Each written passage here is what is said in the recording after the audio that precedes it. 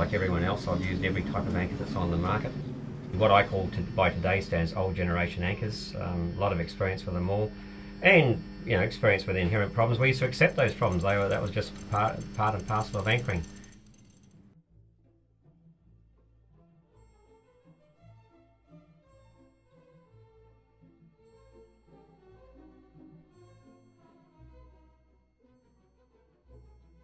It wasn't a commercial venture at all. It was just something that I felt I wanted to do to overcome all the problems that we were having. There's a substantial step from the old generation anchors, the expectations of old generation anchors and these new generation anchors.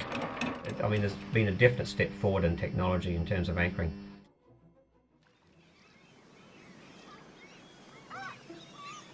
I've had 21 years of long distance cruising on various anchors, and I've had 7 years of anchoring on a Rocna, and to me that's the ultimate test, including all the anchors we've sold, who are most of them are to very experienced yachtsmen.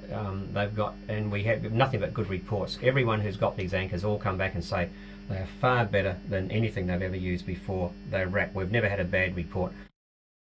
We try and find a bottom that's as close to a conventional bottom you would anchor on as possible, and we try and get contemporary, and we use a four-wheel drive vehicle, and we use strain gauges which we record. In the last lot of tests we did 5 pulls per anchor. We used anchors that were all exactly the same weight, so that we had parity between all anchors, other than we had a bugle we used which was a 25 kilo. It was a much bigger anchor that we couldn't get a 10 kilo. And we place the anchors in different positions, so that we're trying to simulate what would happen if the anchor is dropped from a boat, or if a boat does a 180-degree turn. And yeah, we pull and we observe and we record, and then we graph the results.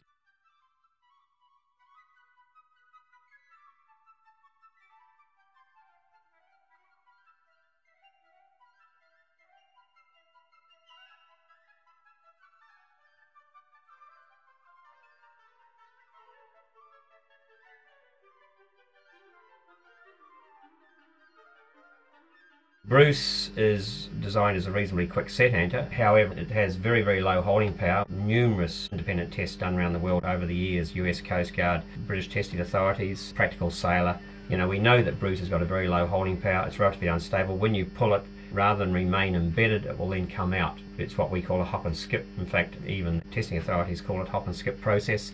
It's very difficult to get it to reset. You actually have to slow down and sort of start again. If any sort of speed or momentum is put on the anchor, it won't reset at all. Obviously with its shape, it'll hang up on coral and that type of bottom. Every anchor has areas where they sort of seem to work reasonably well. But basically the Bruce, in my opinion, and I've had quite authoritative personalities quite adamant that the Bruce would be regarded as actually one of the poorest performing of all the anchors. Surprisingly enough, it's actually one of the biggest selling anchors. Basically, when you drop a plough, the idea is the actual plough sits sort of upright and the shank will bend over, but the actual plough itself is sitting upright. And if that's the case and you pull it, they invariably go in as they're designed to. However, ploughs require substantial tip weight for them to work properly.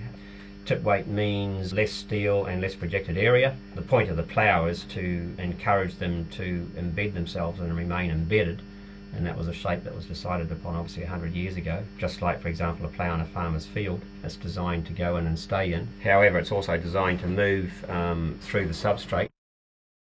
If the blade itself flops on its side, which probably happens 50% of the time, because the weight of the shank is trying to encourage it to flop on its side, and if it hits a rock or boulder or anything else that throws the geometry slightly out, it will fall over. If it flops on its side, falls over, it will not set. You can drag it, certainly in medium to hard bottom anyway, you can drag it for 50 yards and they will not set. You've got to pick it up, go back, and you've got to try again. And how often do we see that? We often see people picking their anchors up and going back up to where they started and dropping them and trying again. It's just something we used to accept with those old type of anchors. No one thought anything about it.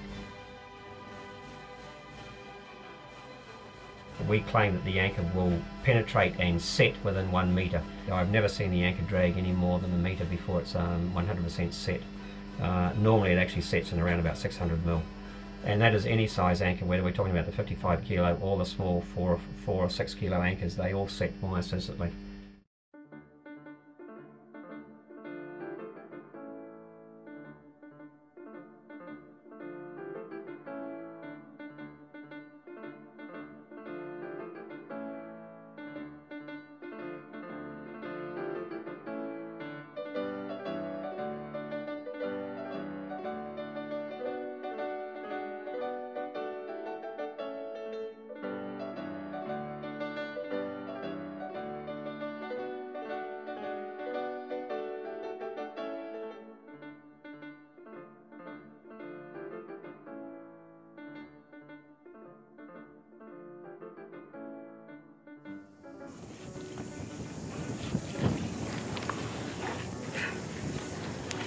This is only a 10 kilo. You can imagine what it's like with the bigger anchors.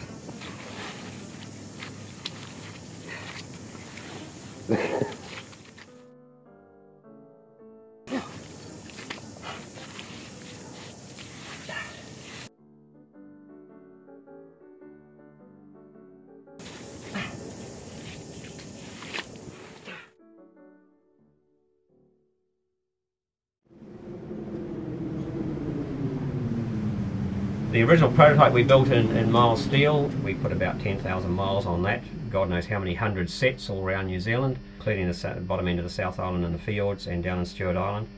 And in 7 years of testing, we never dragged that anchor once. I was very impressed. And we realised then here was an anchor that was probably better than anything else I'd ever seen in the world before. And it was something I knew that serious offshore, long distance cruisers really wanted.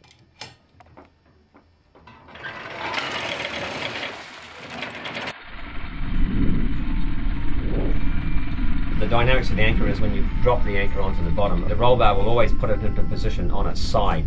That is the position that it will start to penetrate from. All the forces of pulling the anchor tend to concentrate into the tip. That immediately starts to dig in any substrate, no matter what it is. A very sharp chisel shape will part or cut grass or hard weed mat, and it immediately starts to dig.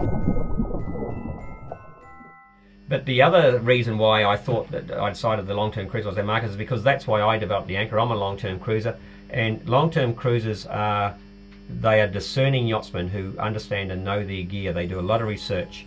They're the sort of people that are going to do the research, and they're going to find out about a Rocna, and they're going to buy one because they know that it's the anchor for what they want.